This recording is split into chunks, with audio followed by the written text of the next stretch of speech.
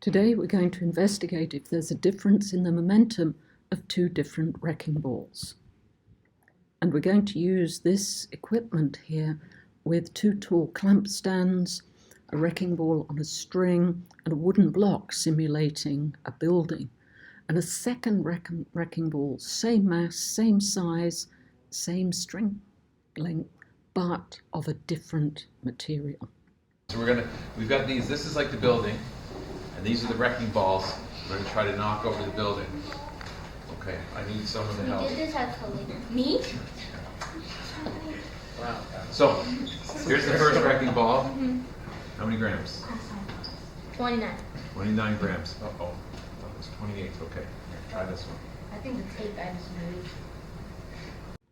And going to pull back the wrecking ball and release it to hit the top of the building. And do exactly the same with both. It's a wrecking ball, right? So the wrecking ball is going to knock. We're going to pull it back. We're going to try to knock over the building. Yes. So you can see it's right at the top. And you can see that this one is also right at the top. Okay, so same length. Now, see if you remember this from middle school. This is the same length. These are the same mass. If I pull it back to here, what kind of energy does it have right now? Potential energy. And then I'm going to let it go, and what's going to have down here? Kinetic energy. And which one's going to be going faster? This one or this one? Well, they're both the same weight. They're both the same Wait, mass. what's happening? They're both the same length of string.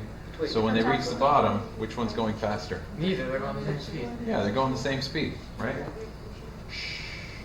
So they're going to be going the same speed, and they both have exactly the same mass. Which one has more momentum?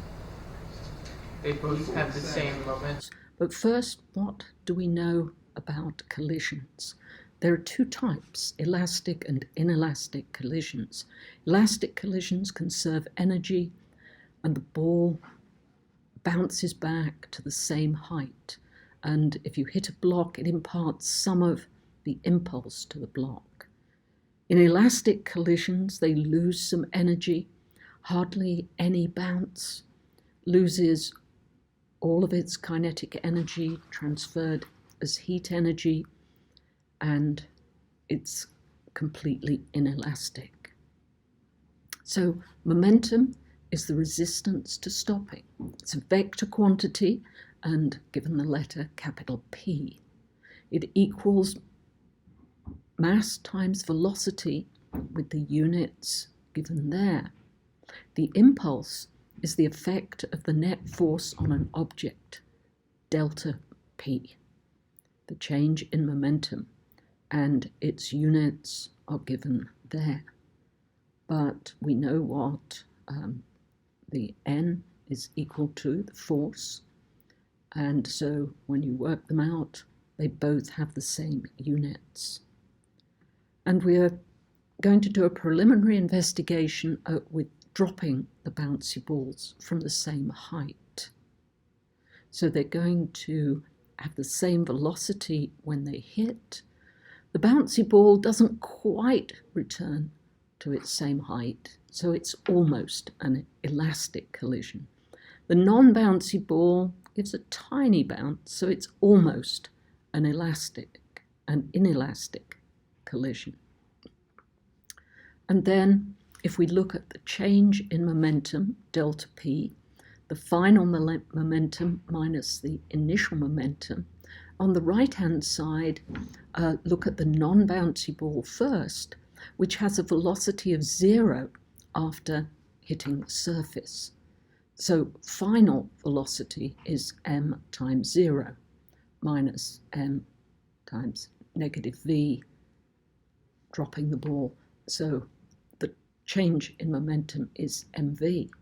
For the bouncy ball, it has the same velocity after hitting, so mv minus m negative v, so 2 mv. So the bouncy ball has twice the impulse. And what's the average force? It's the change in momentum over the change in time in contact with the surface. And assuming that contact time is identical, the average force is going to be the same as the change in momentum delta P. So the bouncy ball has twice the average force of the non-bouncy. So let's see the video of this, but predict what's going to happen when we pull back each of the wrecking balls and release it to hit the top of the building. Which will knock down the building? Is it going to be the no bounce ball or the bouncy ball? And explain why in terms of momentum. Oh. It does bounce. Density. Okay, so they're about the same size, but they're the same size with mass, right? So one bounces, one doesn't. So the question is this: which one is going to knock over the building? Is it the bouncy one? Is it the non-bouncy one? Or are they equal? Okay, don't say an answer. So this is going to be the bouncy one over here. This is going to be the non-bouncy one over here. And if they're equal, right here. So you have to vote right now with your feet. This one's going to hit. It does bounce a little bit, but not much. Right? And then this one. I think we see it. This one bounces a lot. So we're going to pull it back to the same place. Let it go. See, that bounces back quite a bit. Oh, so we get it. Wait, like, let it. So if you think it's the bouncy one, go over there. If you think it's the dead one, go over there. I'll die. Okay. You're gonna die because of Oh. Yes! No, it might be. It might be both of them. Yeah. So we'll do it 3 times, right? Because it might be a coincidence. This is the This is the bouncy one, right? Oh, yeah. Oh. Come on. Oh. Okay, Come here. on, help me out here. Which side are you on? 3 times. Middle? Let's go. Are you in the middle? No. That's so that's only once. Only Try one. it 3 times just to make sure. Mike, so that's only. Only Try one. it 3 times just to make sure. Might have been lucky. Yeah, but it's Ball. And what are the differences between the balls? With both balls, they deform as they hit the same. But the non-bouncy ball stays deformed, no bounce. The bouncy ball has a very rapid recovery, deformation disappears and bounces upwards. And the rate of returning to their original shape is called hysteresis. High rate of recovery is bouncy, low hysteresis, and low rate of recovery, not bouncy, would be called high hysteresis. And as the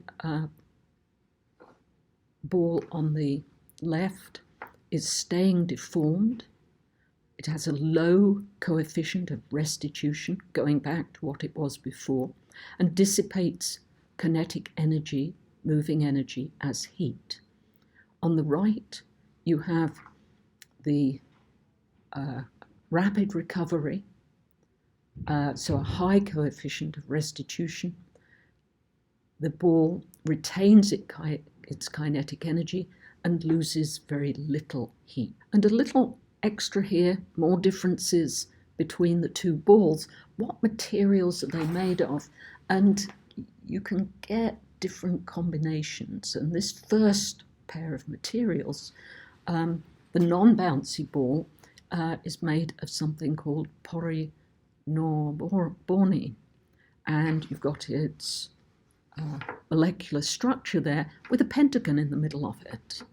And you see big connectors going out to the side. So the initial monomer unit turns into a repeating unit that all join together, that's the poly part, with many of them, and N join together, and they can be thousands. So you get a long chain.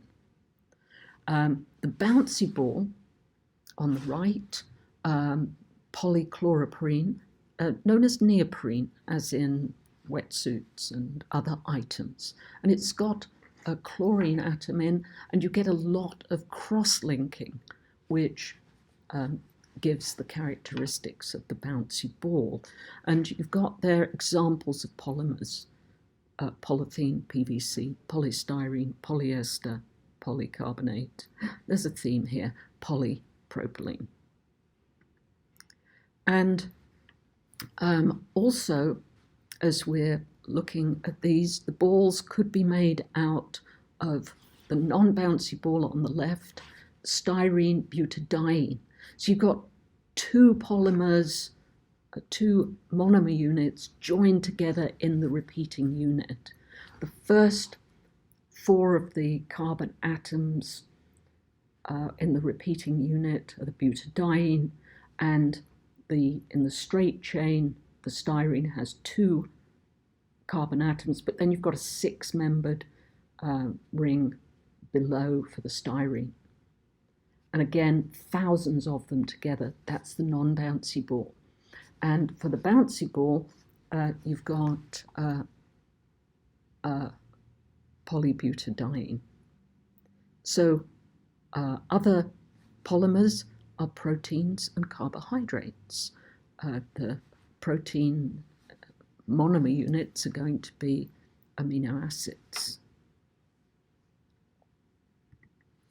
And giving many thanks to Mr. Jollymore's physics class, WIS Science, and Washington International School.